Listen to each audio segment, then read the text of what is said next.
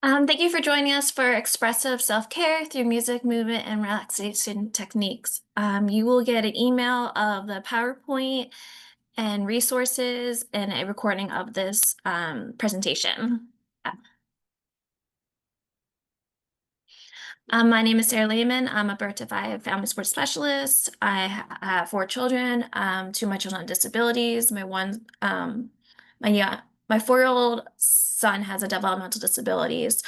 I was a special education teacher for 10 years, working with kids with high communication, physical, and medical needs. I stopped working to navigate early intervention and medical appointments, and I've enjoyed supporting families and people with disabilities get connected to sports and services.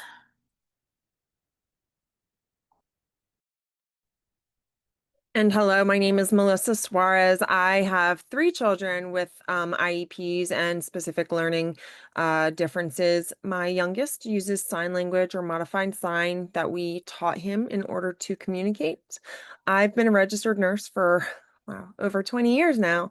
And I also work as a peer cyclical monitor for the Department of Education. I'm a parent-to-parent mentor and facilitator, and I really enjoy studying special education law in my free time. I am a special education advocate for lots of families, and I also have a master's in hospital administrative leadership. And I think the best part about this job for me is that I find it personally fulfilling when families are able to create a network and a village to help and facilitate their child's learning and their development.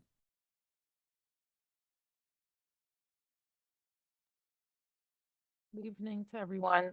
Excuse me, my name is Sherelle Robinson. I'm a family navigator under the Systems Navigation Initiative here at Vision, as well as a part of the Trauma Informed Care team.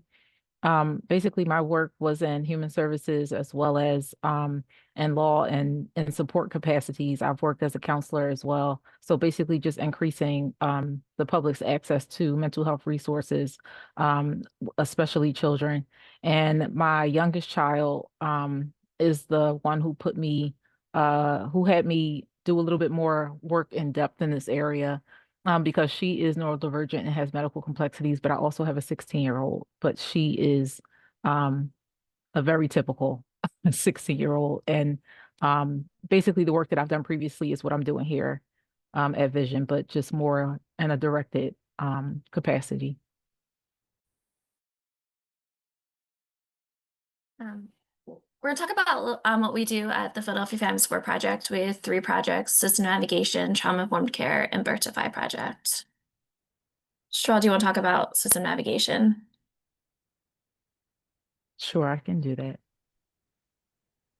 Just look at so basically systems navigation, we are connecting with families and providing peer-to-peer support while also sharing resources related to navigating the systems of care and disability systems predominantly in the city for those who have IDD or autism or even medical complexities as well. And we focus on those 6 years old to the end of the lifespan and just helping families feel a little bit less isolated and a little bit more connected and supported on this journey.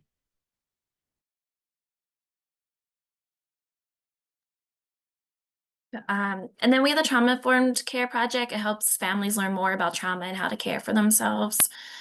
Families have an opportunity to attend regular support groups, learn from one another, and be supported by peers and project staff. There's also trainings like this provided for families to learn simple yet effective techniques to alleviate stress on the mind and body. Some examples of previous trainings have been how to be a regular caregiver, managing visible labor, time management tips for caregivers. We also have referrals and financial support up to 3 therapy sessions. Trauma-informed care projects objectives to help families recover from trauma and build resilience to bounce back stronger and quicker in the future. And then Birth to Five project, it's targeting families with young children. Families are connected to someone who's walked the same journey. This is a time when families are seeking diagnosis, navigating early intervention, finding daycares or preschools, or making that transition to kindergarten. So we provide one-to-one peer support to navigate these systems, meaning that we're all caregivers ourselves with the children with intellectual developmental disability, including autism. We also provide support groups where you can connect with other caregivers who get it, learn tips to reduce stress, and take care of yourself as a caregiver. Um, Things we've helped with is applying for Medicaid, assisting families getting connected with early intervention, providing guidance as loved one transitions to kindergarten, finding a preschooling and preschool accommodations. So agenda is that we're going to talk about why self-care matters, enhancing self-care through music, enhancing self-care through movement, and enhancing self-care through relaxation techniques. So why self-care matters? First, we'll do a discussion question. What motivates you to prioritize relaxation and self-care? If you want to say in the chat or unmute and say it. I don't know. I think that I'm a better caregiver with my kids, and I think I can make it fun when I um, bring these techniques to them as well. So, while I'm introducing a coping technique to my children, I'm also alleviating some stress, blowing off some steam, and it helps me to be a better mom. Mm. Um, I know I get overstimulated very easily, so I need a lot of relaxation, self-care in my life. Um, okay. So why self-care matters? It's a Um, crucial for, sorry, Jen, you go. I was just gonna say I'm really bad at this and I don't do it well, so that's why I came to this to try to I don't prioritize myself at all. So, my family, my job is my priority. So I have to kind of find a better balance out there. So that's why I came. So yeah, it's hard finding a balance. There's a lot of trial and error. So self-care is crucial for maintaining both physical and mental well-being. It helps you manage stress, improve your mood, and build resilience. So why self-care matters? So it improves mental health, enhances physical health, increasing your energy levels, immune system. I know when I am burnt out, because I haven't taken self-care of myself, I find that I get like every illness, cold, stomach bug. Improves relationships. You can maintain better relationships. You have better communication, oh my God, excuse me, increase productivity and focus, reduce burnout and enhance creativity, and create overwhelm. I don't know why I can't speak out some overall being. So a greater sense of happiness, life satisfaction, fostering a sense of purpose and meaningful life. Sorry about my speaking. So we're gonna talk about self-care through music. So playing instruments, singing, songwriting, self-care through movement, dance, yoga, or any form of physical expression, and relaxation techniques, meditation, visualizations, and body scans. So benefits and motivations for using music, movement, and relaxation techniques. It improves mood and well-being by releasing endorphins and promoting positive emotions. Artistic expression contribute to the overall sense of well-being. It can help you process complex emotions. It provides a safe, constructive outlet for processing emotions, especially those who might be able to difficultly say verbally. It reduces stress. The focused nature of artistic activities can induce a state of flow, helping to quiet the mind and reduce stress hormones. Increased self-esteem and confidence. Completing an artistic project can foster a sense of accomplishment, pride, and boosting self-worth and confidence. Another benefit and motivation is cultivating self-awareness. Individuals can explore their thoughts and feelings and identity, leading to a greater self-understanding and acceptance. It can also enhance cognitive functioning. Engaging in artistic activities can improve cognitive flexibility, problem-solving skills, and memory, and potentially delaying cognitive decline. And lastly, again, mindfulness. The creative process encourages focusing on the present moment, promoting mindfulness and a sense of calm. And then Melissa? So I'm going to talk to you a little bit about enhancing self-care through music. So does music help you relax and recenter yourself? For many of us, caring for a child with disability stress can feel like a constant hum in the background of our lives. But music has a way of quieting that hum, even if it's just for a few minutes, whether it's a like soft piano melody or your favorite upbeat song. Music can be a way to pause, breathe, and then reconnect with yourself. And what do you What do you find most conductive to relaxation? So there's no one size fits all answer here. What soothes me might not be what soothes you. And some parents lean towards gentle instrumental playlists, others towards worship music, nature sounds, or even the nostalgic songs of their youth. For me, be a 90s beat. Think about the tunes that bring you peace or help you feel grounded. Maybe you already know them, or maybe it's time to rediscover them. So, how to incorporate music into your self-care? Sometimes, as parents and caregivers, it feels like the world is always on, and so are we. Music can be one of the simplest and most powerful tools to help us reset, especially when we choose it with intention.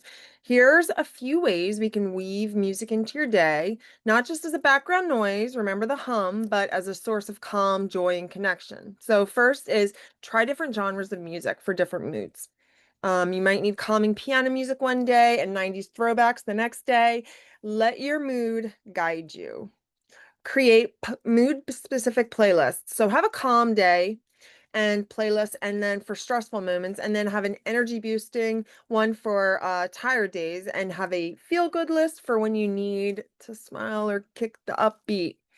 Embrace active music engagement. So don't just listen, sing, hum, clap, play, instrument, even if it's 5 minutes, okay? That all counts. Then listen to music throughout the day. Add it to morning routines, midday breaks, or even winding down. Small moments add up. Pair the music. Now Sarah's giving it to me. Pair music with movement. Dance in the kitchen, stretch in your chair, or take a walk with earbuds in. I like to go through Walmart and like bebop around because people of Walmart, nobody stands out there. So it makes me feel a little bit more comfortable, and I can kind of like vibe a little bit while I'm walking around gadding macaroni and cheese and stuff. And then listen to music with intention. Close your eyes, tune in the lyrics or the melody, and let it carry you out of the chaos for just a little bit. Consider your listening environment. Some moments call for headphones on and solitude, or others fill the room with loud sound. And sometimes for me, it's my entire house is Alexa driven, and oh, she heard me. Alexa driven, and then like we all play different music throughout the house. I'm having trouble understanding. There we go. Find your mantra. So choose song lyrics or melodies that center and empower you, and come back to it whenever you need grounding. So remember, this isn't about perfection. It's about creating tiny, meaningful pauses in your day where music reminds you that you are more than just the tasks you're juggling. Even if 2 or 3 minutes can help you, just breathe a little deeper and feel a little lighter. It's essential to try different genres of music for different moods and find out what works best for you. Think of music as an emotional toolkit, different songs for different seasons of your day or stages of your week. Different music genres can uplift spirits, effectively modulate emotional states depending on the listener's needs. So sometimes a single song can shift an entire atmosphere in your mind and body. Don't be afraid to experiment. Classical music, often associated with feelings of peace, relaxation, and even cognitive enhancement. The slower the tempos and harmonious melodies can be calming and help reduce anxiety. So put some classical music on during a hectic day and notice how your breathing starts to naturally slow down. Excuse me. Heavy metal rock music. This can evoke feelings of tension, nervousness, and even aggression, but can also provide an outlet for releasing pent-up frustration, energy for some listeners. If you don't need to release stress in a safe way, a high-energy rock playlist might be the emotional outlet that you didn't know you needed. Pop music, frequently linked to positive emotions like comfort, relaxation, and happiness. So when you're feeling drained, a light pop song can bring a little sunshine into the room, sometimes almost instantly. R&B is known for its soulful lyrics and emotional depth, often expressing feelings of love, passion, and heartache. R&B can feel like a conversation with an old friend who understands exactly what's going on in your heart. Funk. So, characterized by its upbeat tempos, infectious energy, making it a genre that's often associated with feelings of excitement and joy. So, if you need to get moving, funk can lift your mood and your feeling at the same time. EDM can invoke a range of emotions, including happiness, excitement, and even a sense of nostalgia. The steady beat and energy of EDM can help you recharge or even make chores feel like a dance floor. Ambient music, often associated with relaxation and meditation, promoting feelings of calmness and tranquility. I often think of Starbucks music playing when I think of this. So, for moments of stillness or reflection, ambient sounds can create the perfect backdrop for peace. Feel good playlists, compile songs that always make you happy or uplift your mood. This is your go-to playlist for those moments when you just need to smile. It's the musical version of comfort food. Instant mood lift, no cooking required. Chill playlist, including relaxation, instrumental tracks, or songs with a slow tempo when you need to unwind. Think of this as the soundtrack to your exhale. Perfect for a quiet, calm cup of tea, a warm bath, or a few minutes before bed when you finally get to slow down. Motivation, exactly what it sounds like. Playlist is upbeat, energetic songs that can be great for working out or when you need a boost. This is your get it done playlist, whether that's powering laundry or going for a walk or just shaking off a tough day. This is it. This is my cleaning music. I don't know about anybody else, but this is the cleaning music, especially when we get down to the deep scrub. And then focus. Focus playlist is an instrumental music or ambient sounds that can be associated with concentration or study. Sometimes words are just distracting, so this is your playlist when you need to just tune in and things down without losing your flow. Sing or dance. I love this. Sing or dance. So let loose and sing songs to sing along to your favorite songs, even if you're not a great singer, and many of us may not be. Dancing can feel like a fun way to release stress and boost your mood. Have a living room dance party and no audience is required. Learning an instrument. So it's never too late to learn an instrument. I've always wanted to do piano. And playing an instrument can be a creative outlet and a great way to carve out the you time in the middle of a busy life. Join a community music group. So a choir, a band, or drum circle isn't just about music. It's about finding your people and sharing something joyful together. Attending concerts or music events. There's something about like live music that like hits differently. It fills you up, reminds you that you are human, you're present, you're feeling it all, and you can leave feeling refreshed or inspired. And then engage in songwriting. So you don't have to be a poet to write lyrics. It's simply another way to tell your story, release emotions, and create something that is uniquely yours. I used to write song lists when I was in school for things that I needed to remember. So I would create stupid songs in my head, just like melodic stuff, like A is for apple, like, but even in high school, I can't even remember. It was probably like chemistry or something like that. But I would create these song lists and it would really help me like memorize things. I don't know. It's probably scientific somewhere. Um, Next one. So listening to music throughout the day, continuing through here while you're getting ready in the morning. So put on some music while you shower. That's my best concert arena. While you're getting dressed or making breakfast, classical or instrumental music can help you start calm and focused, while upbeat pop music can give you that extra morning boost. And then while you're commuting, whether it's a simple song or whether it's a simple school drop-off line or if you're driving to work or if you're just running errands, music can set the tone for the day. It can be as simple as turning the radio on or queuing up a favorite playlist. And then while you're cooking and eating, cooking at the end of the day can feel like a chore. And it does for me, absolutely. Music can shift my mood and turn meal prep into a fun activity and make dinner a little bit more relaxed or enjoyable. It can also like really make my kids angry that I'm listening to 90s throwbacks in the middle of the afternoon, but this is about me, right? And then while you're running errands, errands can drain your energy, but music helps the time pass quickly, and it can even make it enjoyable. I love this, especially when the Walmart lines are like a mile long. Music is just going to happen, and I do dance in line. While you're exercising. So if you're struggling to find motivation, the right playlist can turn workout into something fun and enjoyable that you're looking forward to. Music adds energy and keeps your pace and makes the time fly by.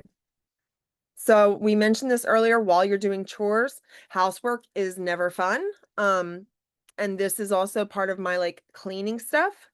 But it can feel like a lot less work with music. So try making a playlist that's the same length of your chore list. By the time the last song ends, you'll be finished and you'll feel like you came out of your own concert there.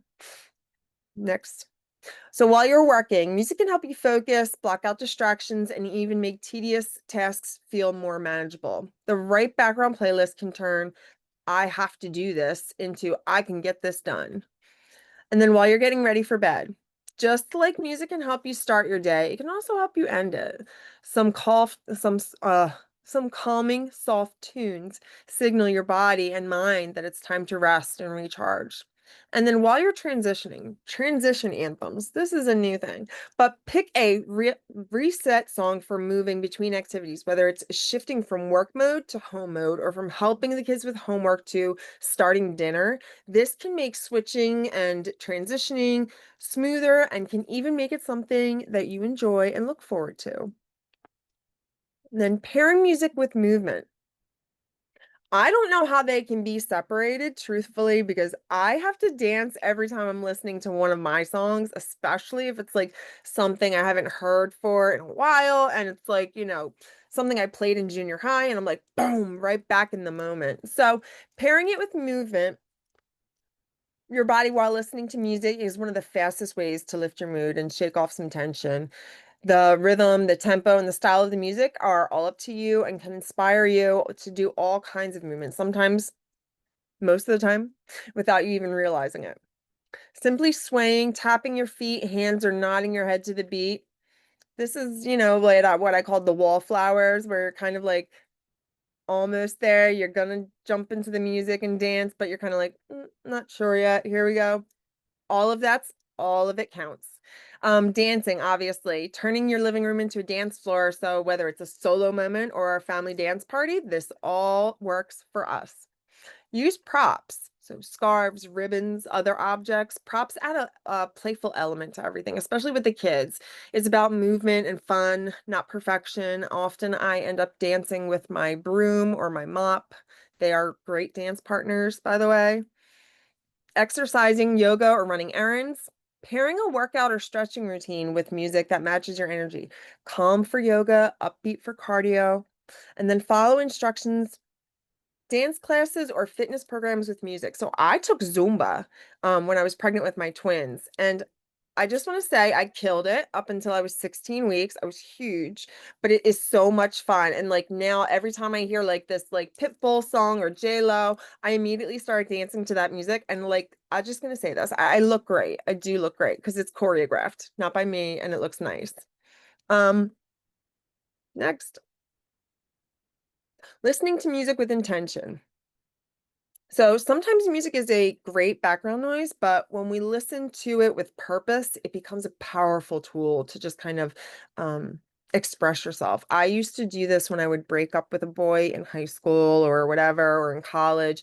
And like the breakup song lists for me are like so powerful. And then finding a quiet space, minimizing distractions, set the stage so you can really hear the music. No phone, no TV, just you and the beats. And then select songs that resonate with your current mood, desired emotional state, or specific goals.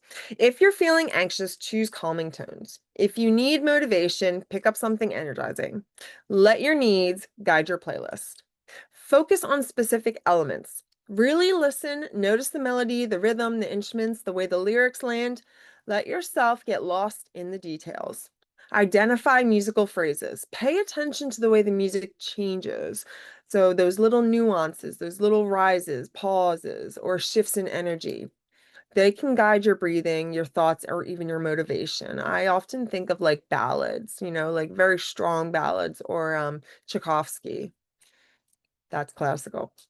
Listening to music with intention, keep going. Here we go. So find a quiet space and minimize your distractions. Give yourself the gift of truly listening to the music. So turn off your TV, silence your phone, and let it just be you and the sounds you're hearing, and really, really tune into all of the emotions behind every single beat.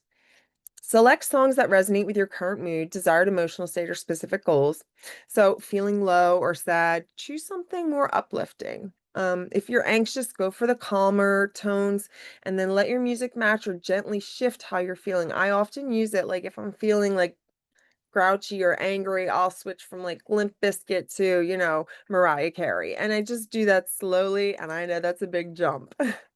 So identify musical phrases. Listen for the changes, the pauses, the buildups, those little moments of surprise. Those shifts can guide your breathing, your thoughts, or even your movement. Notice your emotional, physical responses. Pay attention to how the music affects you. Do you feel calmer, more energized, or maybe nostalgic? Notice if your shoulders drop, or if your breathing slows, or if a smile sneaks in. Maybe you get like one of these going. And then reflect on your experience. After the song ends, take a moment. What stood out? What did you feel? Sometimes a single lyric or a melody can linger with you in a powerful way. Consider setting intentions. Before you press play, decide what you want from the music, whether that's relaxation, motivation, or just to stop, like get some crying out. That's okay too. It's just a safe place for you to feel your emotions all the way through. Be present and allow emotions to arise. Let the music take you where it will. Don't push feelings away or label them, just notice them and let them pass through you. And then minimizing distractions. Pick a spot where the kids are not bothering you, where you won't be interrupted, a spare room, a quiet corner, sometimes the bathroom works, even a cozy chair in your living room. The goal is to give yourself permission to really, really listen. Lighting and ambience. I love low lighting. I even don't like go with this lighting. I usually go very low lighting for most things, to keep my energy down and calm, because I can be very, very high energy otherwise. Soft, warm light can instantly set your mood. Lamps, fairy lights, or even a candle can make the space feel calm and inviting. And then calming scents. Oh, love this. I have candles all over my office. Calming scents like aromatherapy can go a long way. Try lavender or chamomile to help your mind and body relax. And then comfortable seating. I went and splurged on a really nice office chair. Find your chair, whatever it is, a cushion or a sofa that lets you settle in and stay comfortable while you listen, because posture matters for both relaxation and focus. And then personalize the space. Add your own touch, plants, artistic work, music themed decor, anything that makes you feel the space is special and own your own space. Use affirmations. Sometimes it's not just the song we need, it's the words. Try singing affirmations to yourself, even just quietly. When your own voice carries those words, they start to stick in a different way. Find your anthem. Oof. I get an anthem sometimes, like whether it's like I'm going into a meeting or something, or like I call it the IEP mantra, like where your music is playing in the background, you're like dun dun dun dun dun dun dun. Rocky. Anybody? So think of your anthem is lyrics that speak to you right where you are. It doesn't have to be anyone else's favorite. It just has to feel like it's yours. And when you're having a hard day, say those words, sing them, or play that song as a reminder of what you can still control. Again, setting intentions. Music can be your cue to refocus. So pick a song that bridges you back to the goals you set for yourself, whether that's finishing a task, calming down, or just showing up as the parent you want to be. Let that song be your reset button. So, how can you integrate music more intentionally into your everyday self-care routine? Think about your day. So where can music fit in as more than just background noise? So like, for example, it may be the start your morning with wake up playlist that sets the tone for the day, or you have a special song that you play while you're making dinner, turn it into a moment of enjoyment rather than a chore. Maybe it's a wind down music that you settle into with at bedtime. Anybody? I can go. I think probably starting my day and ending my day with music would be helpful. I think I look at my phone to relax. It's a little stressful lately. So I'm looking for other ways to start my morning and end my day. I like watching people dancing on Instagram or something, or the Facebook reels or shorts, usually with their fun dancing. They're doing something crazy and it's a nice song to get me like up and moving around. It's also scrolling through Facebook, but like it's enjoyable. All right. Jen said, I think starting my day with music is a good idea. All right. Is Okay, so enhancing self-care through movement. So the question is just how has movement historically factored into your life? So basically across your lifespan, how has it factored into your life? How have you used it for self-care before? And what are some of the feelings or images that come to mind when you think about using movement for self-care? I'll say I won't consider like music technically, but more so what Sarah mentioned, which was like nature sounds and things like that is more so what I say I used over time, especially now with my daughter who has autism, because that is a part of her um nighttime routine. So we have to play it every single day, literally every day. And particularly her go-tos have become my go-tos, which are dark noise and ocean sound. So they signify some calm for me particularly. And again, that's just what some of the images that come to mind usually are. They're usually in relation to those sounds. I don't know. I can say I get very overstimulated easily. So sometimes I kind of have to like do that movement to get it out of me. Like sometimes it feels like kittens are playing like ping pong in my belly and I just have to like do that movement around to like relax, but that's movement for me. I always love Sarah's like images that she comes up with. They're quite awesome, but like totally relatable. So movement and the way I connect music and feelings is usually it's like if I'm arguing with my husband, then I play some like really angry music so he knows I'm angry. And then if I'm in a good mood, it'll be like that song with the Trolls by Justin Timberlake. Like it's just like the really, really happy, like giddy music. And it just kind of lets my family know where I'm at, I guess. It's almost like an advertisement, like who's showing up today. Jen said she uses like blah, blah, yoga self-care in the past and also use it with my kids during COVID. Yeah, I love yoga. We have a lot of yoga cards and we'll pull them out when we have high energy and do some of the poses. So yeah, I love yoga. I like the how expansive the communication is in Melissa's house, where it's sign language, they're using music to communicate, they're using dancing to communicate. I just like that it's not rigid in her household. And I think I'm going to take that page from her book um, to get some new stuff going in my household. So next is basically just the cues for positive, healthy relationship with your body movement.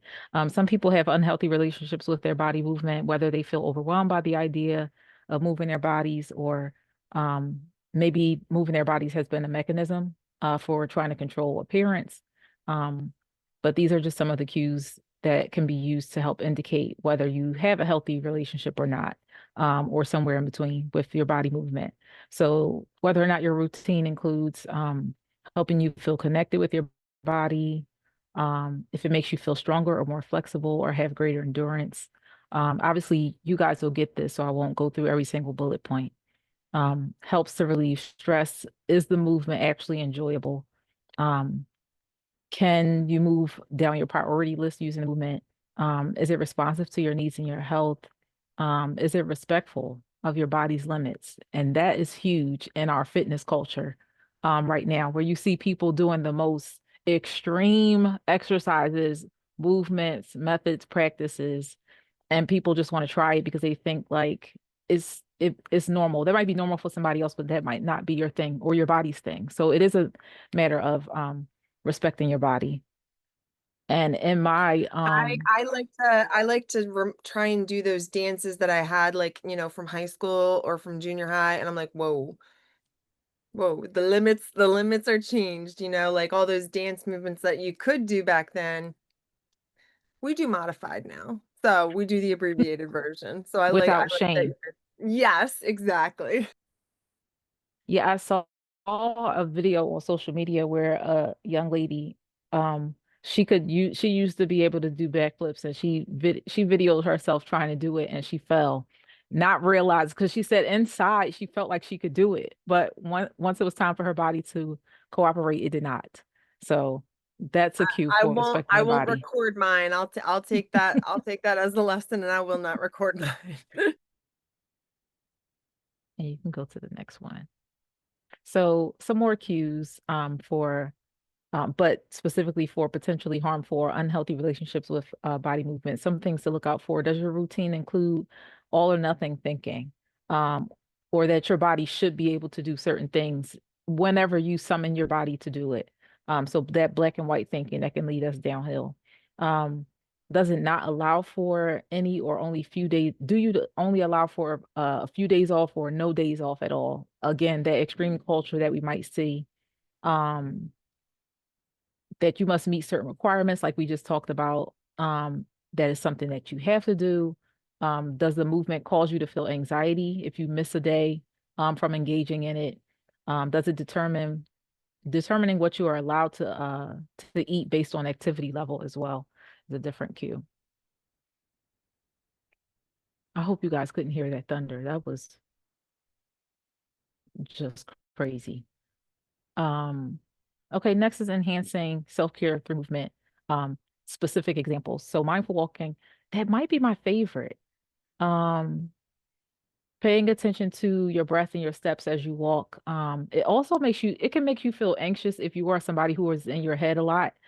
Just like with mindfulness meditation, a lot of people judge whether they can stay focused, and that is not really the goal. Isn't perfection in focus, and and mindfulness. So in mindful walking, sometimes we might think people can hear us huffing really hard if we're walking, or just different things that we're paying attention to. Sometimes we think that others pay attention to it. So it's good to practice it so that you can get out of the habit and more into the habit of the objective of mindfulness, which is just taking in what's around you, taking in what's within you.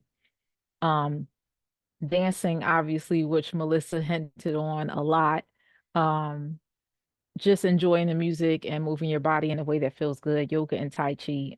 Yoga has been a favorite in my household. Well, I'll say with my daughter who's autistic.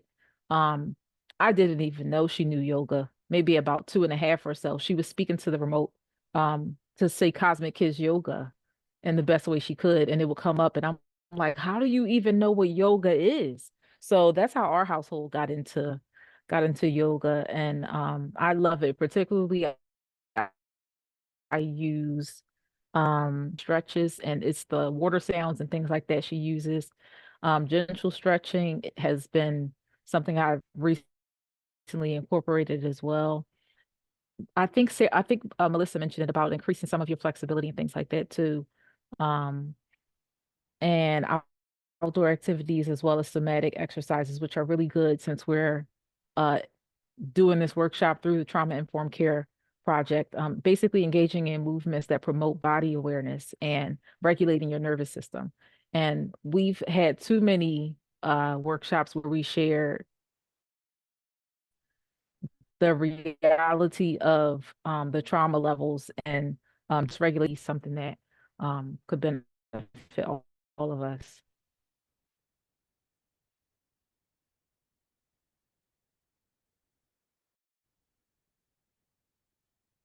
Okay, so the next one is enhancing self-care through movement. Some other things to consider. Basically, considering your preferences. So, do you like to move alone or do you like to move with other people? Something that's really big that you'll see out there a lot is a lot of the line dancing that's going on, a lot of the dance challenges in our times as well. Do you like to do it with other people or by yourself? Do you prefer to move inside or outside? Um, Obviously considering temperatures and things like that now in the summer. How much do you want to move? Are you a 5 minute person, 10 minute person, or do you want to go through a whole maybe 8 count across 40 minutes or so, which is something from my past, but definitely not now. I used to be in dance class. But and lastly, how do you want this movement to actually make you feel? Do you want to feel energized? Do you want to get out something that seems stuck? Some emotions that you have, or do you want to feel relaxed? Do you want to feel like you're adding to your fitness goals? Like, how do you want to feel from that movement? So, setting an intention for using it and closing out questions for that segment is what kind of movement activities do you enjoy? Or could you see yourself enjoying? Um, what kind of activities could you see yourself enjoying if you don't experience them already? Um, that would actually support your physical and mental well-being. Also, how can you integrate movement into your daily routine to promote self-care, even if it's just a few minutes of mindful movement? And as I mentioned, I just started this as soon as I wake up because nobody else is up, just doing 10 minutes. I used to think I need to do 30 minutes. I need to do 35, things like that. But that would make me not complete the task because I knew I didn't have that time. So being more realistic, I did use the yoga to do in the morning for 10 minutes or stretching for 10 minutes. So just wondering how anybody else might use that. I think Jen's hands up. One thing, Cheryl, I want to do is take a tap dancing class. It sound crazy. No, it does not sound crazy at all. I used to No. love But tap dancing. there's I'll do it with so you. there's a dance school near my house that has adult like lessons during the school year, and my kids used to go there. But so hopefully I'll be well enough. I've had some health challenges in the last couple years and pretty significantly in the last year. Um, and so hopefully soon I'll be well enough that I can take this class. But even if I can, I want to try to do something, even if it's only a couple minutes a day. Just because I do really like I have a dance background and I really kind of miss it. So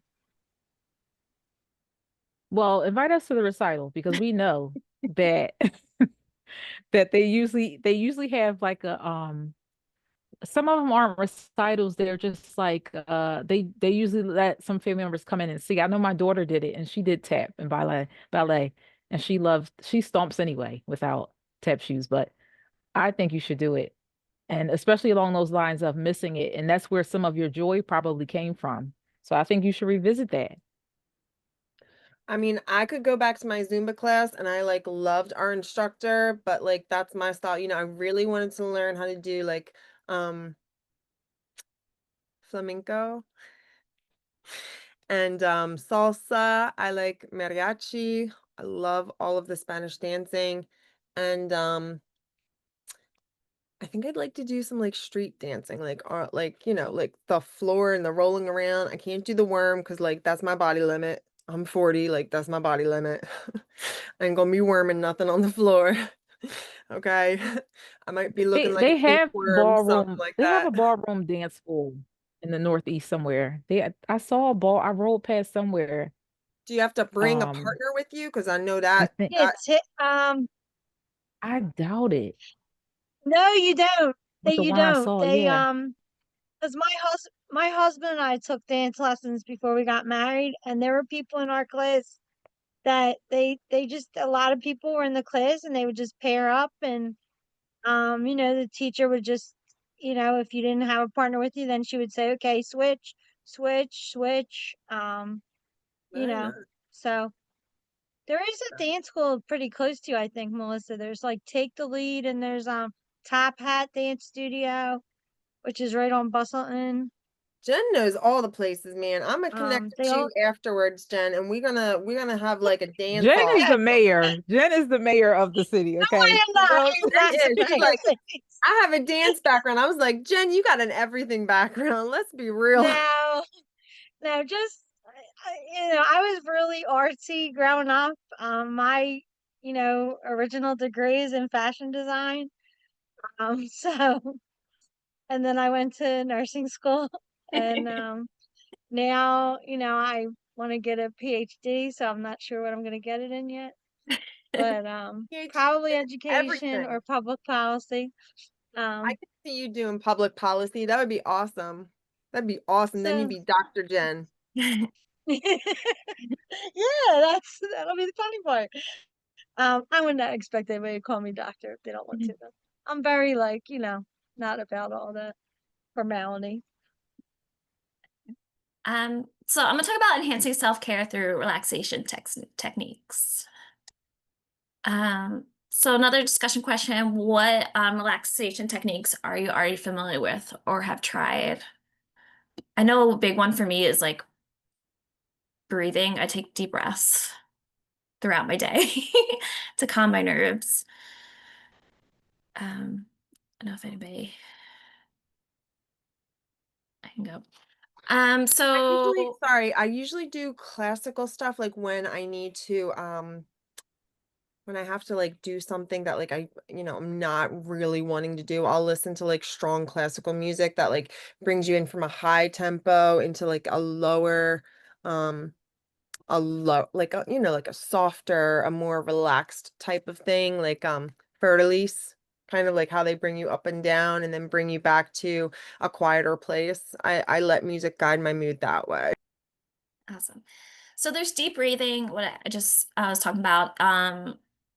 It's the cornerstone for many of the relaxation practices. It's a good thing to learn and know. There's progressive muscle relaxation. So it's a two-step process in which you systematically tense and relax different muscle groups in the body.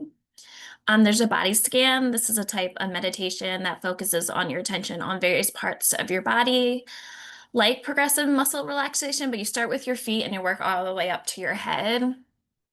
And instead of tensing and relaxing, you simply focus on each part of your body and how it feels. Visualization, that involves imagining a scene in which you feel at peace, free to let go of all tension and anxiety. So maybe you're thinking of your favorite place or a vacation or a favorite memory or just a calming place like the beach. Self-massage, so to enhance relaxation, you can use aromatic oil, scented lotion, and combine self-massage with mindfulness and deep breathing techniques. Meditation, some of these practices bring you into the present by focusing attention on a single repetitive action, such as breathing or a few repeated words, or other forms of mindfulness meditation encourage you to follow and release internal thoughts or sensations. And mindfulness can be applied to activities such as walking. I know we just talked about mindful walking, exercising, or even mindful eating, just being in the present moment. Listen to how your body's feeling. And rhythmic movement and mindful exercise, what we just talked about in the previous slides. So deep breathing, you can sit, lie down, a relaxed position, place one hand on your chest and one on your belly. So when you breathe in, you want your belly to like feel your belly expand out, and your chest should remain relatively still. But when you breathe out, your belly is going to contract and your hand should move in. And continue breathing, focusing on the rise and fall of your belly. A tip is to inhale to count of 4, hold for 4, and then release for 4. I know when I was first starting to learn how to deep breathe, I laid on the floor so I could feel my belly expand and contract because that's important to the whole deep breathing. Sorry, what was that? What was it? So I think the best way to probably go through this is to kind of give us a little taste of like what it would feel like to combine body scan with tensing and releasing. So I'm going to go through it a little quick, but we're going to do this together, okay? So we're going to take a few minutes to reset. Find a comfortable position, either sitting, lying down, somewhere you can be still and supported. And if it feels comfortable for you, you can close your eyes. Take a slow, deep breath in. Let your exhale be longer than your inhale. And allow your body to start settling. Feel the weight of your shoulders and your seat. We're going to start at the top of our head. Notice any sensations, warmth, coolness, tightness, ease, relaxation. Feel the muscles Let your forehead soften and your eyes rest. Let your jaw relax. Bring your attention to your neck and your shoulders. Slowly lift your shoulders towards your ears. Hold that tension for 5 seconds. And then release.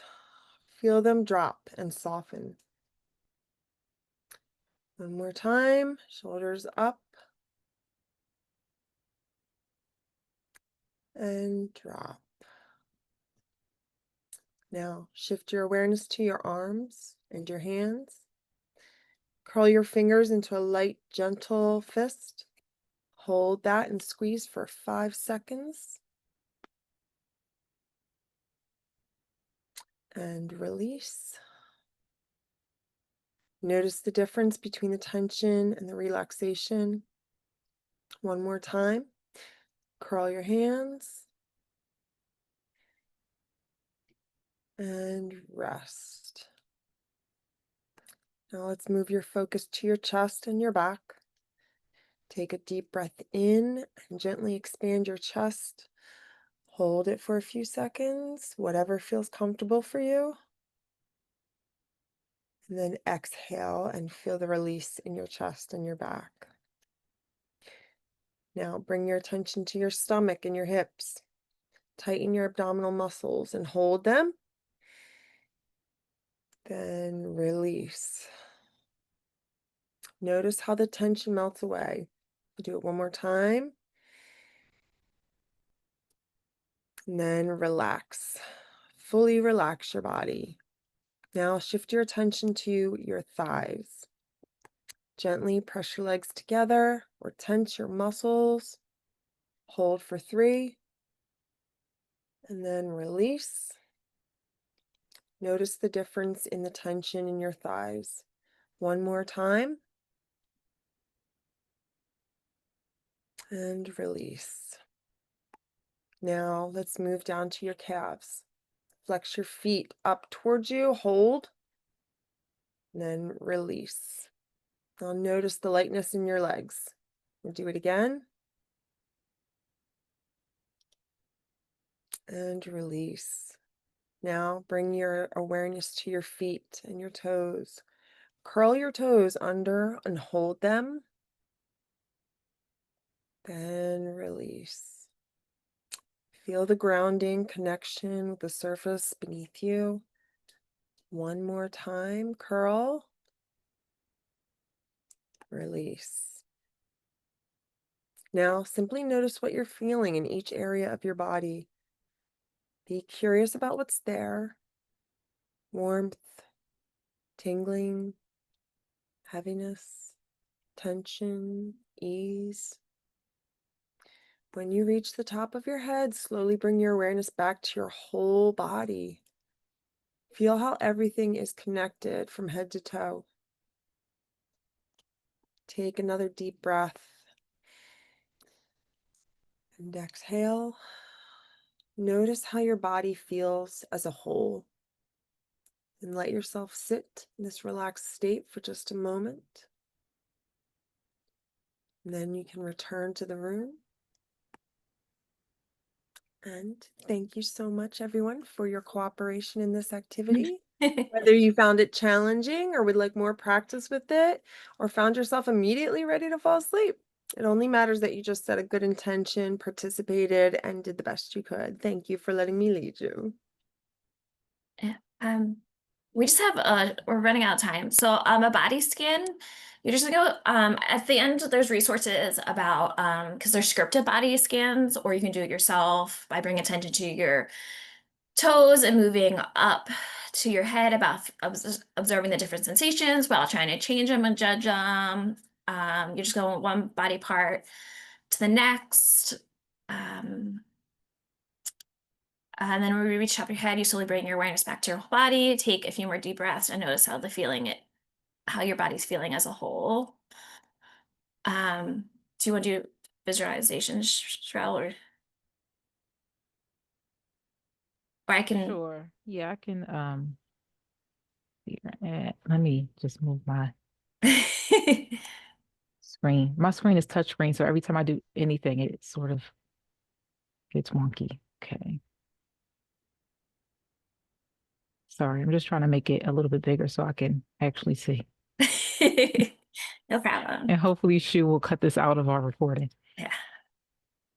I can do it if you want. Okay, so for visualization, just finding a quiet, and this is my favorite. Let me just throw it out there. Finding a quiet and comfortable space, closing your eyes, and using some of the techniques that Melissa just actually took you through, to pay attention to the sensations and be mindful in the moment. And you can actually go to the next one, because visualization is actually just picturing what it is that you want to picture. So whether it's related to a goal, a happy memory, or just thinking about all of the things that you're grateful about, which would be a gratitude visualization. Those are the things that you can use as well. And as you visualize, do exactly what Melissa was just teaching you, to try and engage all your senses and go down each one to see what you're smelling, what you're feeling, what you might taste in the moment. And if your mind wanders, just gently bring it back, as opposed to holding on to what it is that comes up for you.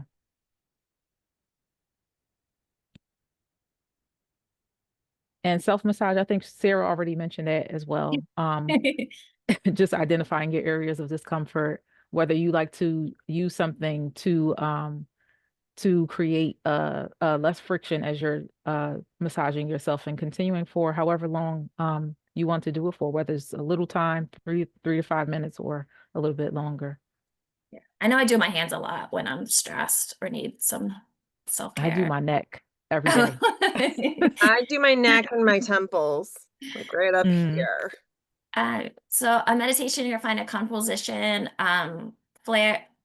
chair, feet on the floor, cross-legged, however you feel, lie flat, close your eyes. You're gonna breathe. There's no need to control the breathe, just let it come in and go as naturally. Pay attention to your breathing, notice how it feels, and as you inhale and exhale, notice sensations through your body. If your mind wanders, be like kind and gentle to yourself and just return your attention to the breath. We don't want to be unkind to ourselves. So how can you integrate relaxation techniques into activities you already do regularly? I think we talked a lot about doing like chores or doing morning or evening routines. If you want to share, or it's okay. I think I do this a lot when I'm in a waiting room or on hold sometimes. I think sometimes I start to do some deep breathing, maybe some self-massage, things like that. Um, so you're gonna get there's a bunch of resources. You'll get those resources in a PDF when we send you the PowerPoint and the recording. If anybody has any questions, feel free to ask in the chat or unmute. I'm just going to the next slide because of timing. So if you want to refer a family or yourself want peer-to-peer support, or learn more about workshops, or learn more about support groups, you can email our program manager, Shu. Here's her email address, telephone. Also, if you go to visionforequality.org and you go to programs, you'll see the Philadelphia Family Support Projects, where you can find more information about us and sign up for our newsletters. But I think it's Wednesday night, so thank you for joining us Wednesday night, and learn more about self-care through music, movement, and relaxation techniques. So thank you for joining. I love that, Sarah. I think it's Wednesday night. Totally relatable.